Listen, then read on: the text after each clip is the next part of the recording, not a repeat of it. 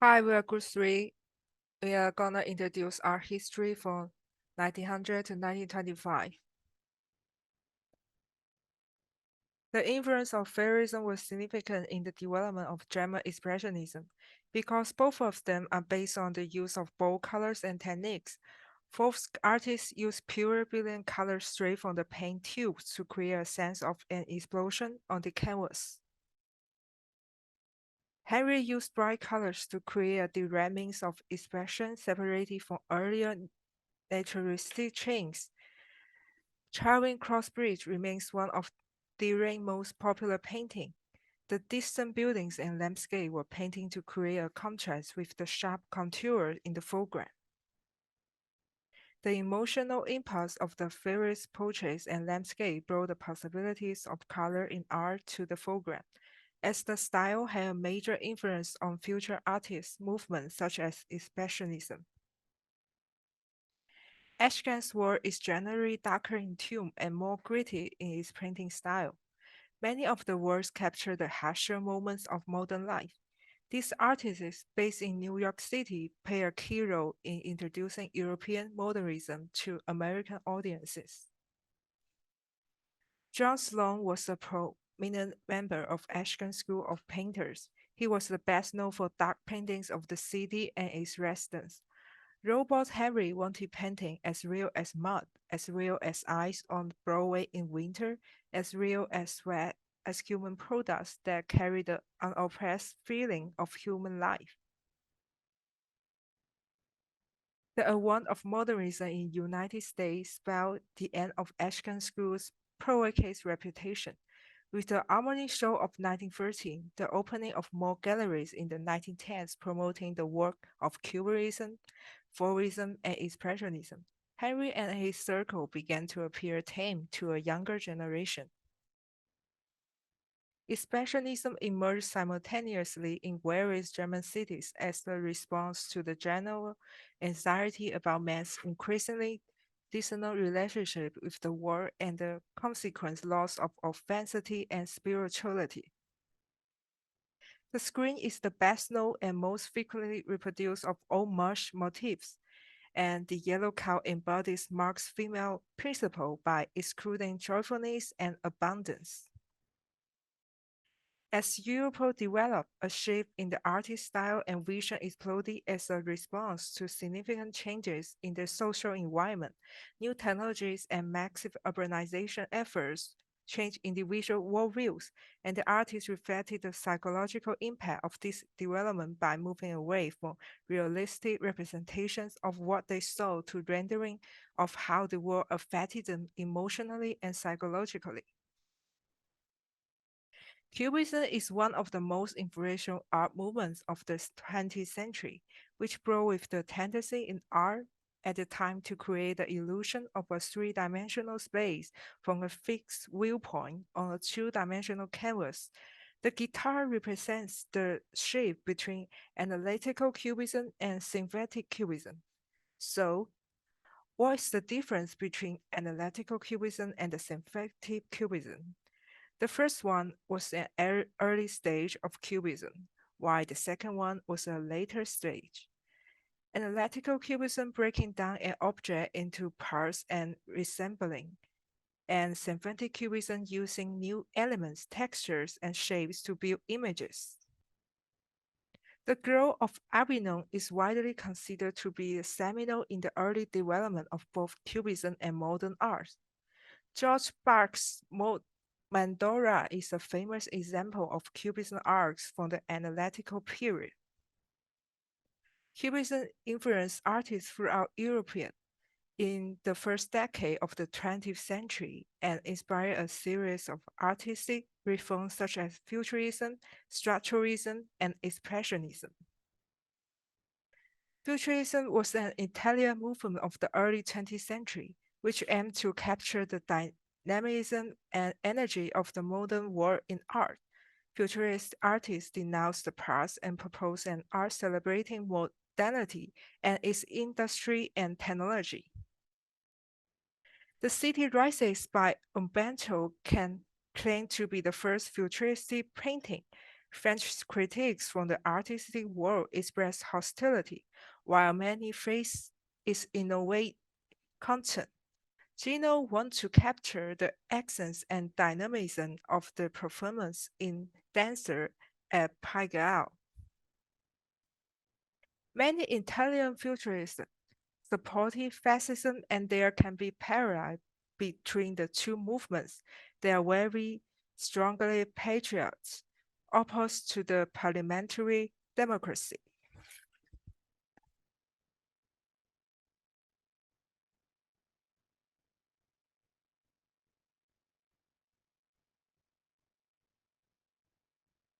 Let me introduce the revolution in the women's clothing during the First World War.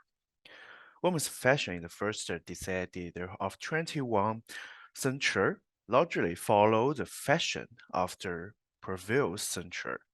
The garish, girls' highly structured silhouette remained popular in the early 2000s.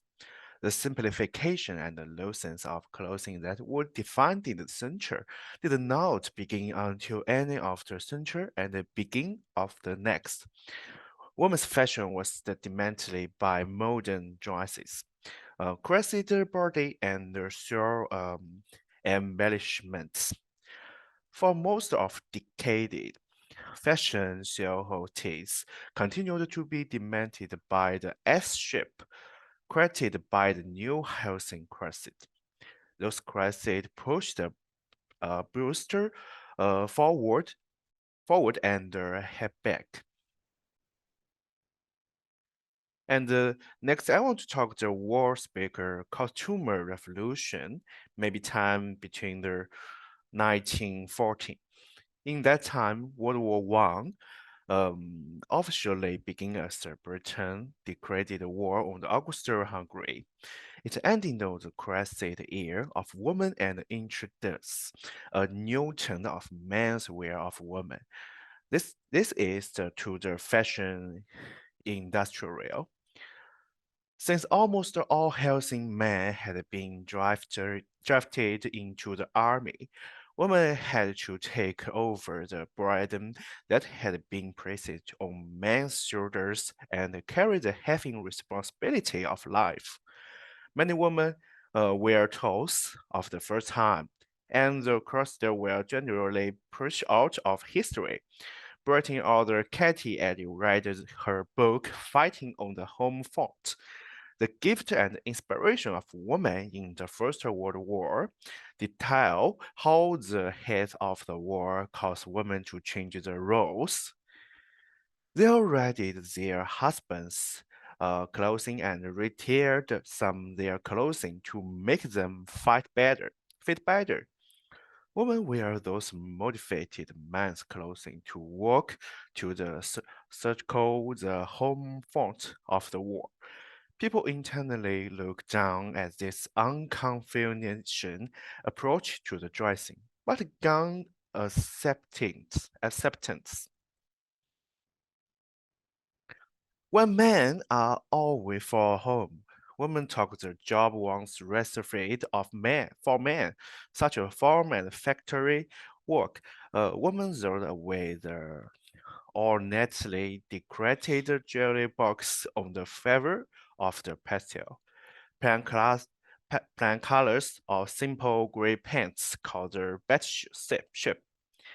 They warfare women so much that were reluctant to return their profuse garden definition after war. Many women left their home during the war to work in the policy, sport, entertainment, and even politics. They fight for their right and become real citizens. Women are turned off sitting at home in Stockholm and riding simple work clothing and work pants to go out to work is their new trend. And coasters are tent structured undergarments that extend from below the chest to the hip. I want to talk about this change beside this clothing. Um, this clothing became the underwear of the choosing of the modern and upper-class women throughout much of Europe before World War One. until American society Mary Polly Philip Jarby filed a patent for the bra on November 3, 1914. And the year World War I break out in Europe. The lady's inspiration for the invention come when her uncomfortable crested portrait hid on the dress, purporting her and meant to say to handkerchief for more flexible support. And finally, I want to talk about the texture and style change for the woman fashion. When United States entered war in the 1970s, women's style changed more fundamentally. Wartime work required manufacture to be more efficient in the cutting clothing and fabric type. Women dry style and simply to save the amount of the texture and the central type of fabric will become a valuable commodity for the soldier uniforms and the catted sock and the sweater sent abroad.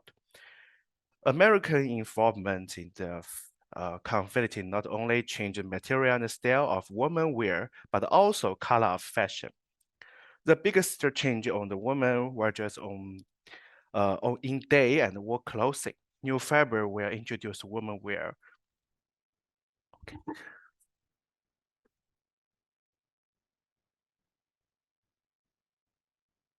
Okay, so let's go back to the art movements again. Oh.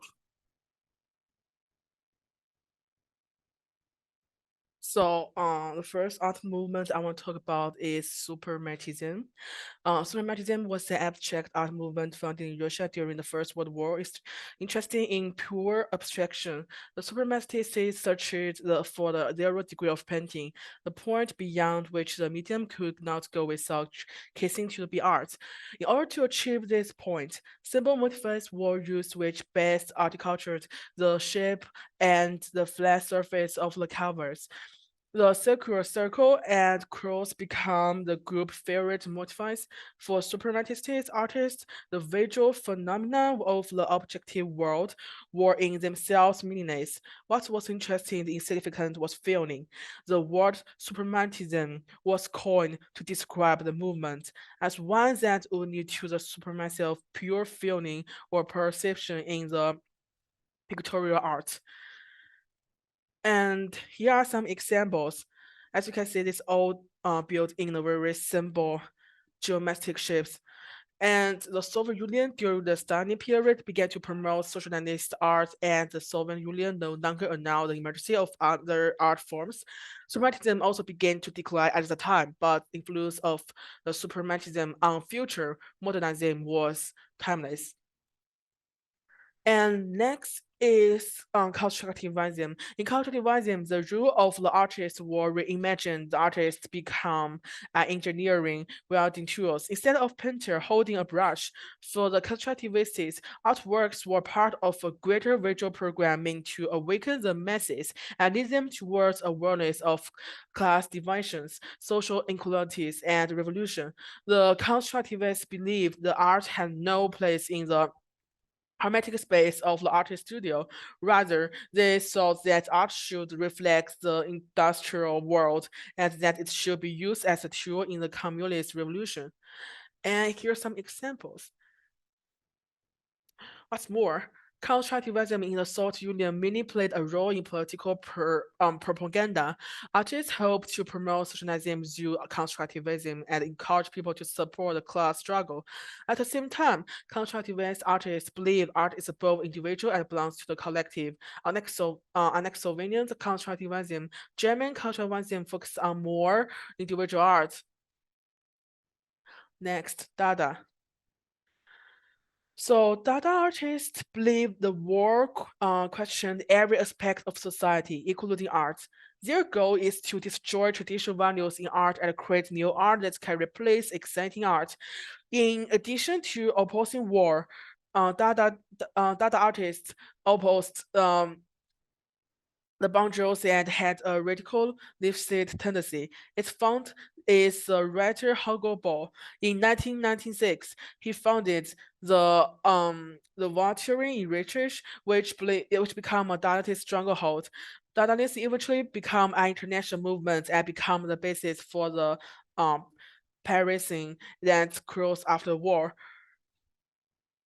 And here's some examples. What's more, the birth of the Surrealism symbolized the demise of Dadaism. Dada artists began to turn to the new movement, but the influence of Dadaism continued, and its influence was also reflected in pop art. Next, stay still. In the 1917, two artists they create this new style in the lasernet, and it's pretty close to what we talked in the first movement, Suprematism. It's just happening in different country. And here are some examples. And artists at Dodger influenced many other schools with artists such as this artist, and they all be teachers in Bauhaus. Bauhaus is a school which encourage multiple artists to collaborate to produce a work together and try to use different arts forms and skills. Here are some examples. In 1933, with the rise of Nazism, the Bauhaus was forced to close first its statue location, and after a 10 months stint in a former factory in Berlin, the Gatsby hated all Bauhaus activities. Upon closure, many of Bauhaus displayables had to seek protection from Nazi street in other countries and fled persecution to Britain and the United States. And last one, Surrealism. Surrealism is not defined by any specific medium or style. It spans all those displays capable of of manifesting the uncanny side of reality. Ranging from the visual arts to music, theater, and cinema, it's entailed as approach instead as in artist Josie words is it's not the technology of painting that is surrealist. It's a painter and a painter's version of life. And here's some examples. And Surrealism profoundly influenced abstract expressionism at the improvisational events of the 1950s. Artists however, the movement continues to inspire countless contemporary artists to this day. All right. Thank you, Tianyi. Since we have talked about the period between 1900 to 1925, there is one section that I think must be mentioned. That's the urban constructions. This means that the city where we are living in now were actually planned and constructed around 100 years ago. Before this, both the United States and Europe, the sanitary condition of the city was actually very poor. The streets are dirty, the air is unpleasant, lack of the light, and even disease was everywhere, like a large factory. To be precise, the first modern city was built in Paris, as known as the Haussmann Revolution of Paris. This plan reconstructed the streets, parks, squares, even the urban survey of Paris. It also made Paris to the representative of the modern cities. And the urban planning of the Paris only marks the beginning of these evolutions. There are two very important events that need to be mentioned in reference before the 1900 period. The first one is the World Columbia Expositions. The fair presents the theory of the city beautiful to populate for the first time. Most of the buildings at the fair were designed in the neoclassical architecture style and were also called the White City because of the use of white paint surface, which made the building as shiny. The White City is largely credited for appearing in the city beautiful moments and planting the seed of the modern city plan. The high integrated design of landscapes, promenades, and structure provide a vision of what is possible when planners, landscapes, architects, and architects work together on the comprehensive design scheme.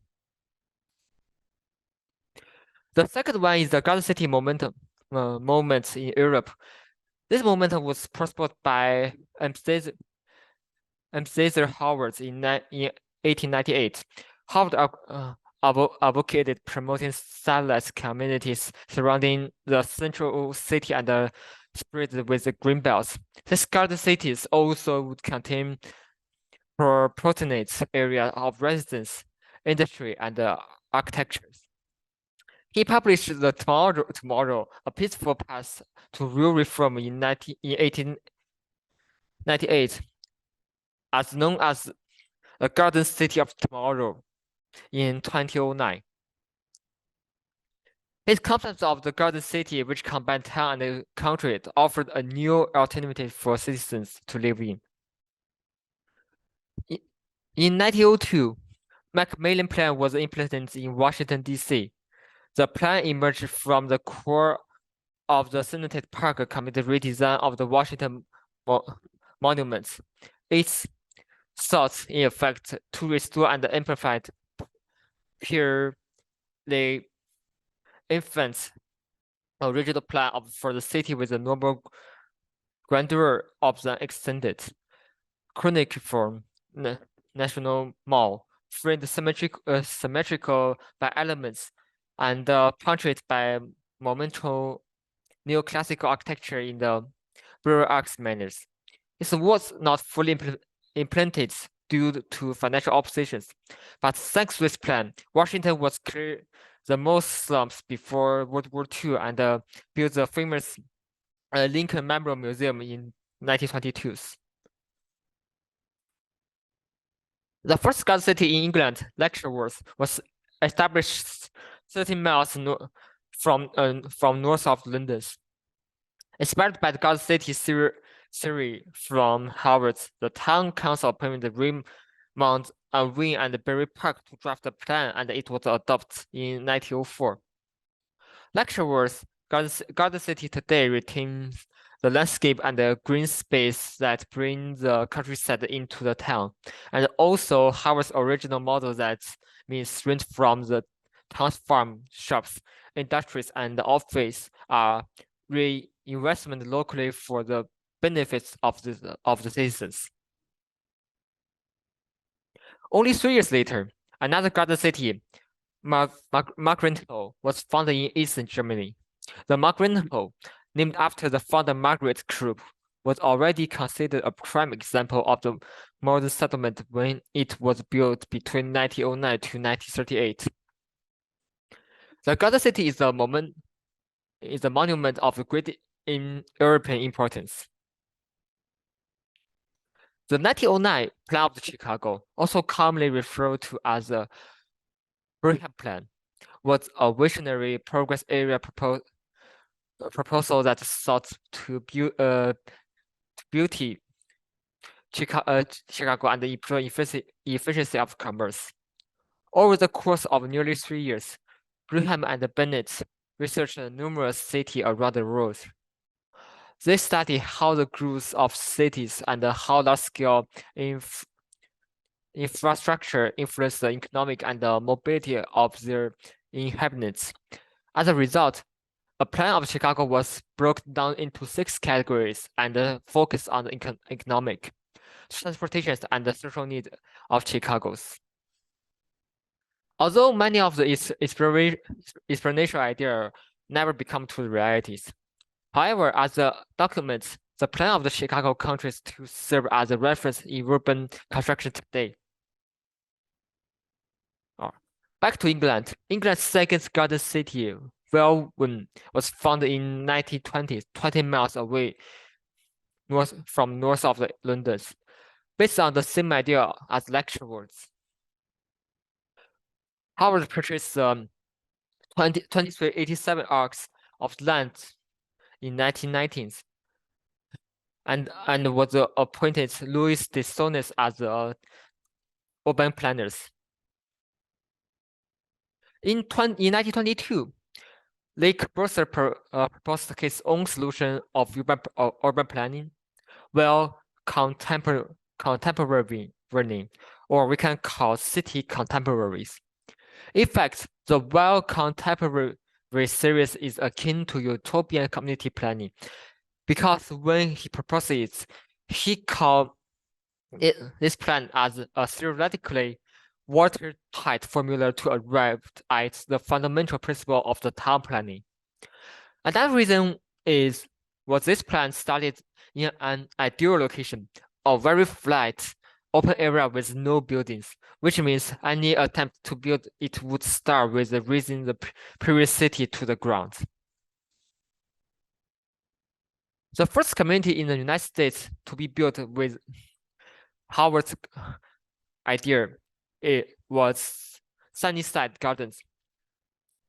It's located in Queens, New York. It was also one of the first planned community in the United States. Likewise, it influenced the construction of the other communities in the United States in the futures.